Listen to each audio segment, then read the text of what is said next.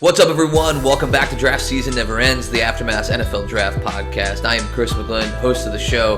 Excited to dive into another fun episode here. Tons going on in the NFL. College football bowl season in full swing. College football playoff semifinal coming up this weekend as well. So lots to look forward to. And we're just a few months away from the NFL Draft. I've already been diving in, doing a lot of player scouting and stuff like that, going through a lot of tape.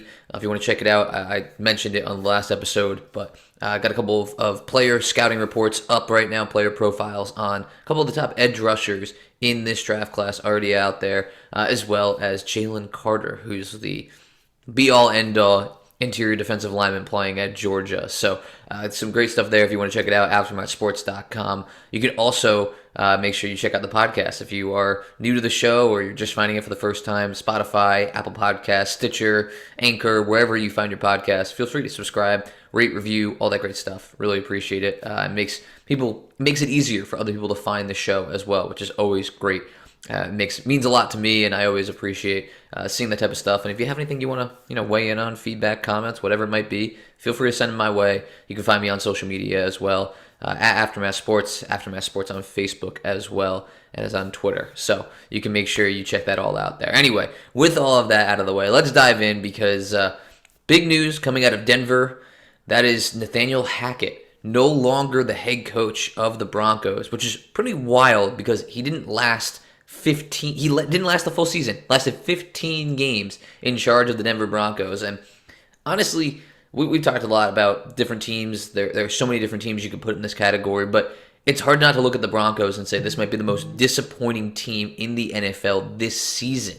I mean, we're talking about a team that came in with legitimate Super Bowl aspirations and ends up at the end of the year unsure about their franchise quarterback, firing their head coach, and really unclear as to where to go from here. So we're going to actually tackle how to fix the Broncos moving forward. Do my best, at least, to try and figure out what might make sense for Denver going forward here. And it's going to be difficult because the Broncos, everybody knows, traded away a ton of draft capital along with 3 NFL players to acquire Russell Wilson last offseason.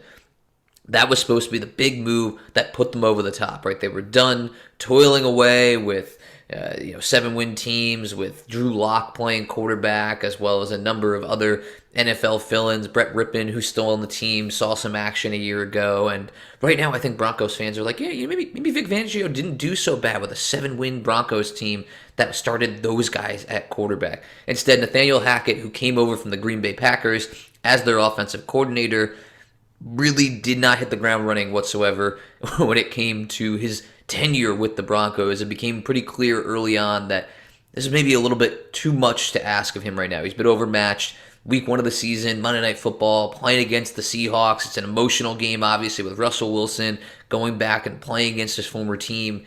I mean, they mismanaged the clock. They had no form of rhythm whatsoever on offense, and it just seemed like a team that didn't really know what it was doing. And that never really changed. They kind of looked like that the entire season all the way through. So now they're going to start fresh, at least from a coaching perspective. I know there's some people, what about Russell Wilson? He's not going anywhere. Looking at the numbers here, I mean, we're talking about Wilson's going to be in Denver, barring something really unforeseen, for at least the next 3 to 4 years. I mean, that's just the way his contract is structured. They would have to go through a massive restructure or something like that ends up paying Wilson a lot more up front and frees up money down the line because, I mean, you're talking about, even let's just say he gets traded this offseason. That's a $60 million cap hit in dead money against the Broncos. $60 million.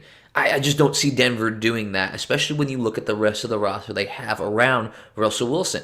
It's not terrible. I mean, you've got decent weapons in Cortland Sutton and Jerry Jeudy. You'll get Javonte Williams back, coming off a major knee injury that ended his season very early on. The offensive line is good when healthy. That's a big story with the Broncos this year. They lost a lot of key contributors, right? We're talking about Garrett Bowles, their starting left tackle. Lloyd Cushenberry's missed the last few weeks and probably won't be coming back this season. Draymond Jones is now done for the year on defense. I mean, you're talking about guys like all over the place. That KJ Hamler, right? Tim Patrick before the season ever began. ended up on the IR. So from the get-go, it seemed like Hackett was put in a difficult position just from the injuries perspective. That being said, never really seemed that they figured out a way to kind of compensate for any of that. So my point is here is that Denver actually might be set up better than you might think, at least from a skill position and offensive line perspective. Sure, they need to bring in some depth. They have a lot of guys on that offensive line that are kind of fill-ins right now that are going to be out of a contract when the season's up. Billy Turner's contract is up.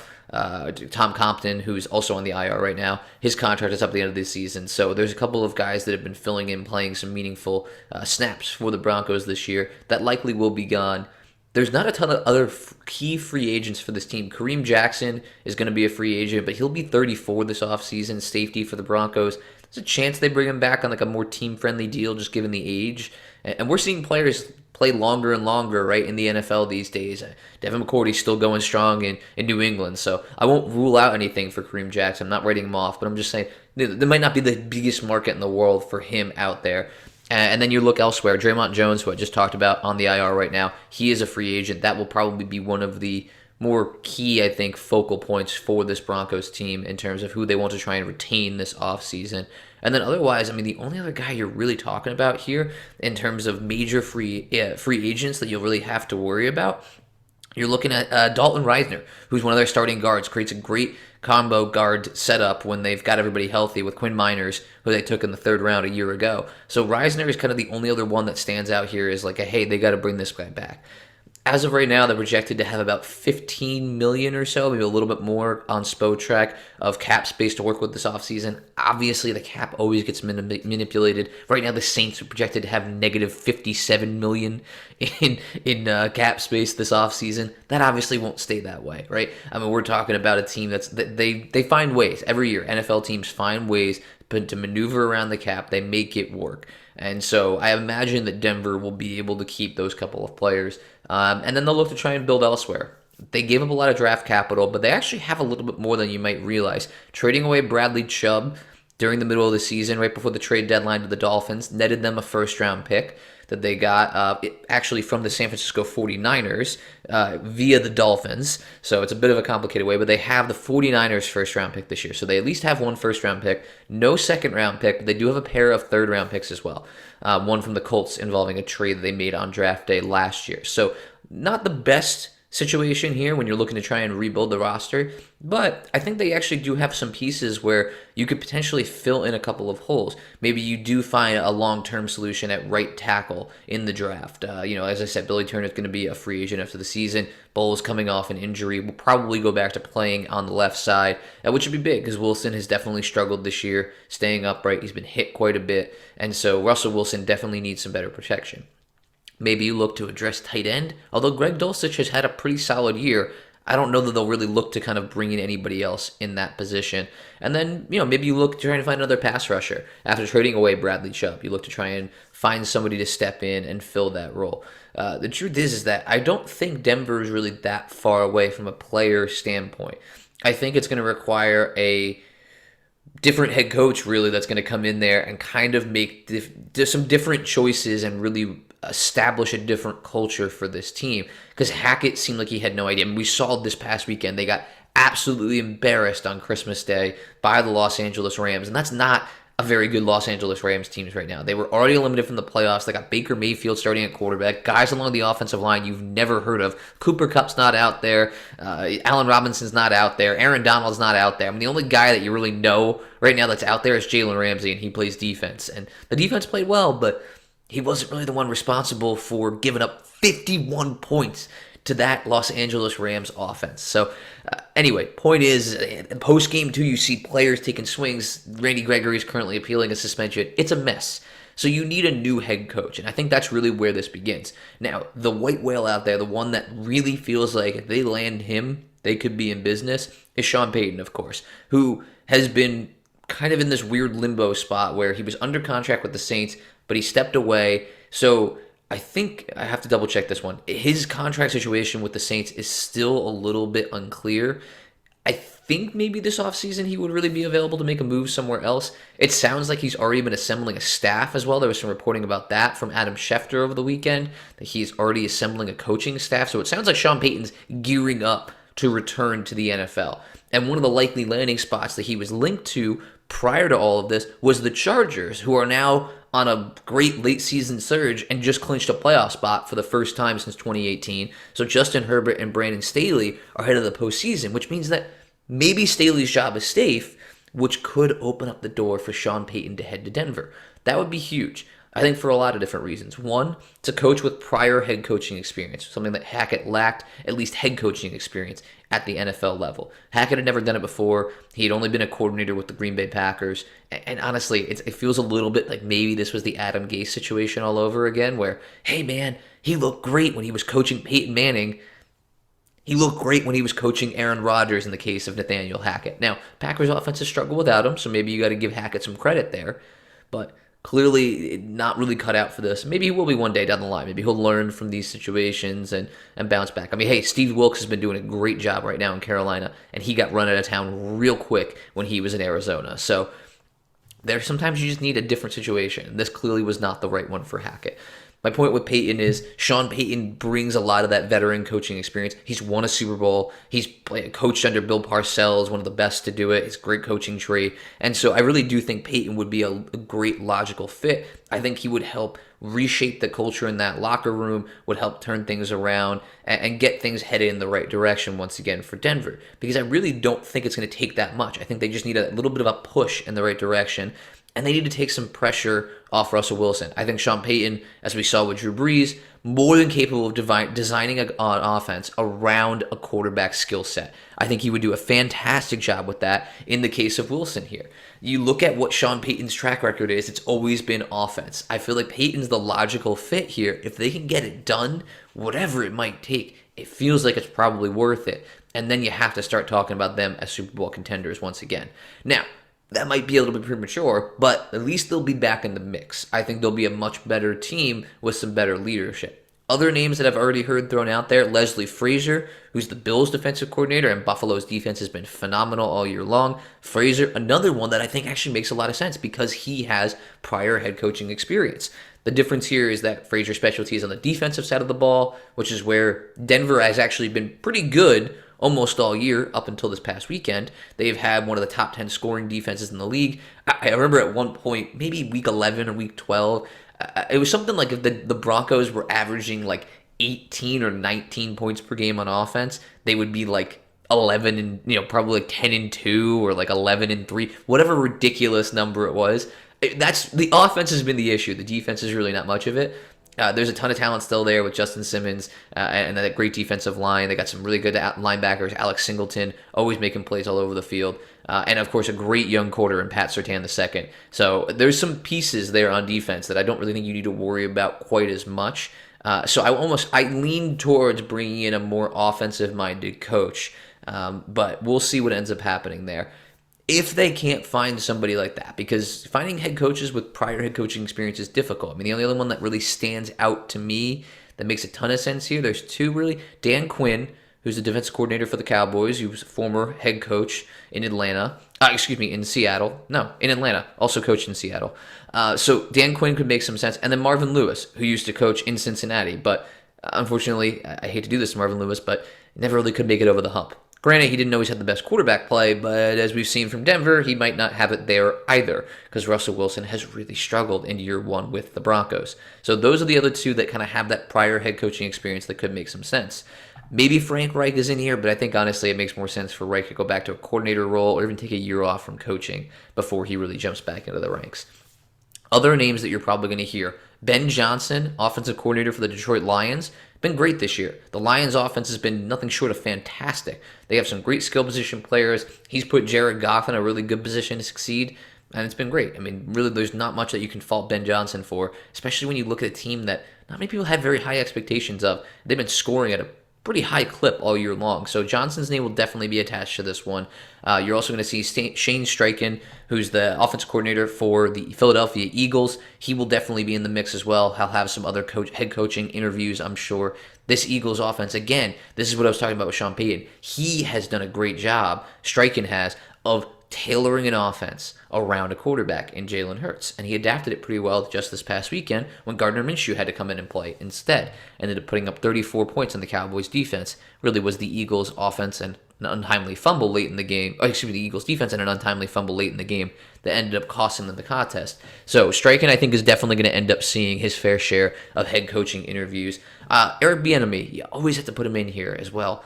He still is kicking around. I think maybe, this might be it. I don't know. I mean, he's been in the coaching carousel, it feels like forever, the Chiefs offensive coordinator, and he just never has seemed to kind of get over the hump and get that final interview or whatever it might be and close it out and get the head coaching job.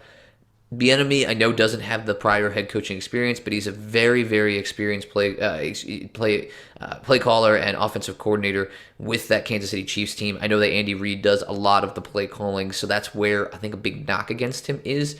But it feels like he's done plenty that deserves at least a shot at it at this point.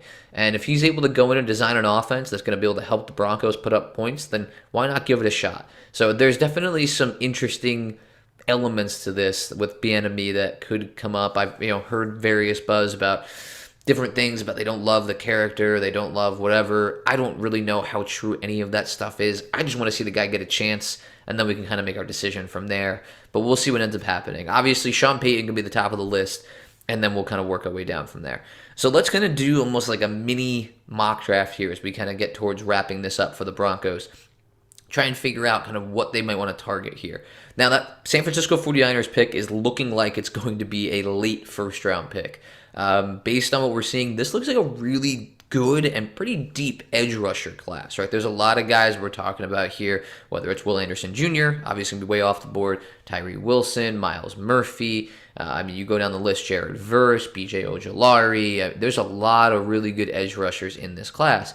And so I think that might be a really good spot for the Broncos to target late first round. Maybe you're looking at an Ojolari, who's a good chance to be on the board there. Maybe a Nolan Smith from Georgia, who probably was going to go even higher than that prior to suffering an injury, unfortunately, during his final season with the Bulldogs at Georgia. So those two guys make a lot of sense to me there. Get somebody who's able to come, generate a pass rush off the edge, and then you skip ahead to the third round. They've got 2 third-round picks there. One of those, I think, has to go towards the offensive line. Maybe it's a tackle prospect you like that you can develop. The interior of that line feels pretty set as long as they bring back Dalton Reisner. So really, you're looking at somebody who could potentially come in, maybe compete from day one at right tackle. If not, you're talking about somebody who's going to be in that mix to start maybe a year down the road or something like that, and you bring back maybe like a Billy Turner, or you go out and find another veteran tackle who can help fill in the short term.